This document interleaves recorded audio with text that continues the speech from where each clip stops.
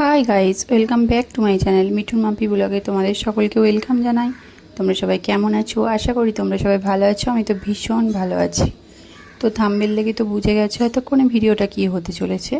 তো চলো ঝটপট দেরি না করে ভিডিওটা দেখে নিই। তো সবার আগে বলে নিই, যারা চ্যানেলটা নতুন দেখছো তারা প্লিজ প্লিজ প্লিজ চ্যানেলটা সাবস্ক্রাইব করো। আর যদি আমার এই ভিডিওটা তোমাদের ভালো লেগে থাকে তাহলে ভিডিওটা অবশ্যই লাইক কমেন্ট শেয়ার করো।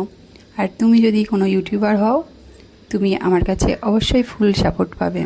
তো চলো ঝটপট দেরি না করে ভিডিওটা দেখে নিই।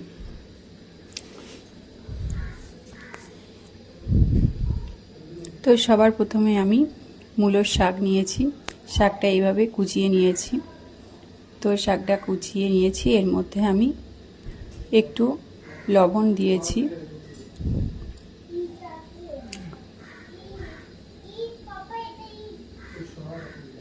দেখো শাকের মধ্যে লবণ দিয়ে নিয়েছি।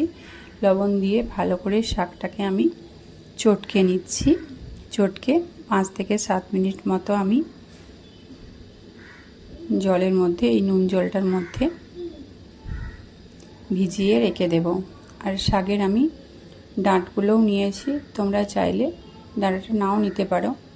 অবশ্যই নরম ডাঁটা যেগুলো সেগুলো নেবে।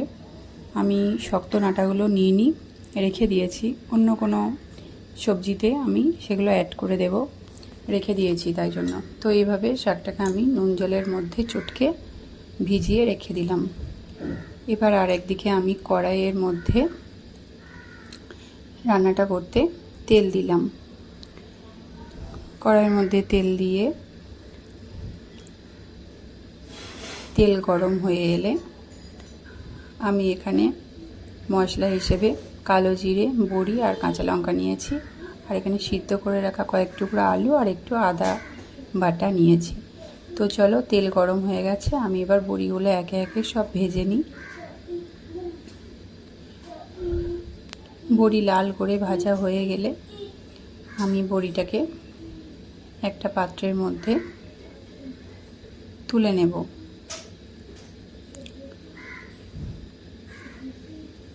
তো বড়ি আমি একটা পাত্রের মধ্যে তুলে ওই কড়াইয়ে আরও কিছুটা তেল দিয়ে আমি কালো জিরে আর কাঁচা লঙ্কা ফোড়ন দিলাম।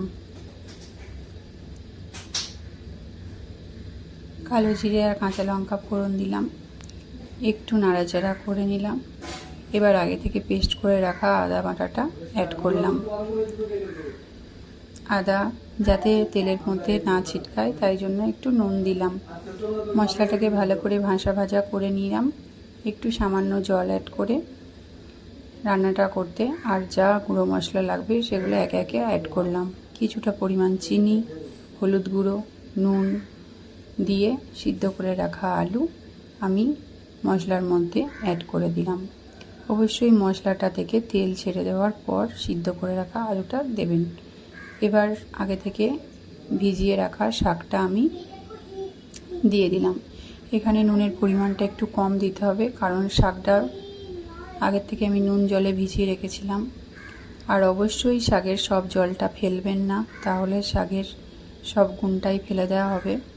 তো অল্প পরিমাণ জল ফেলে বাকি একটু জল শাকের মধ্যে দিয়ে আমি শাকটা পুরোটাই দিয়ে দিলাম। আর ভেজে রাখা বড়িটা আমি এর মধ্যে অ্যাড করে দিলাম। এবার নাড়াচাড়া করে আলু, বড়ি, শাক একসাথে যাতে মিশে যায় ততক্ষণ নাড়াচাড়া করলাম। দিয়ে একটা পাত্র নিয়ে ঢাকা দিয়ে দিয়েছিলাম। তো ঢাকা খুলে ফিরে এসেছি 5 মিনিট পর। দেখতেই পাচ্ছ আমার রান্নাটা প্রায় হয়ে এসছে। তো আমি এইভাবে রান্নাটা করতে থাকবো আরও কিছুক্ষণ ধরে। রান্নাটা আমার একটু ভাজা ভাজা মতো হবে। তো চলো তোমাদেরকে একটা বোলের মধ্যে সার্ভ করে দেখাই। তো দেখো আমি একটা বোলের মধ্যে রান্নাটাকে ঢেলে নিয়েছি। তো দেখতেই পাচ্ছ তোমরা কত সুন্দর দেখতে লাগছে। তো তোমরা অবশ্যই বাড়িতে এইভাবে ট্রাই করো, আশা করছি ভালো লাগবে। আর আমার আজকের ভিডিও তোমাদের কেমন লেগেছে আমায় অবশ্যই কমেন্ট বক্সে জানিও। আর ভিডিও ভালো লাগলে লাইক কমেন্ট শেয়ার অবশ্যই করো, আমাকে অনেক ভালোবাসা দিও। আর আজকের মতো আমি ব্লগটা এখানেই শেষ করছি। সবাই ভালো থেকো, সুস্থ থেকো, সবাইকে ভালো রেখো। তো আজকের মতো এখানেই বিদায়।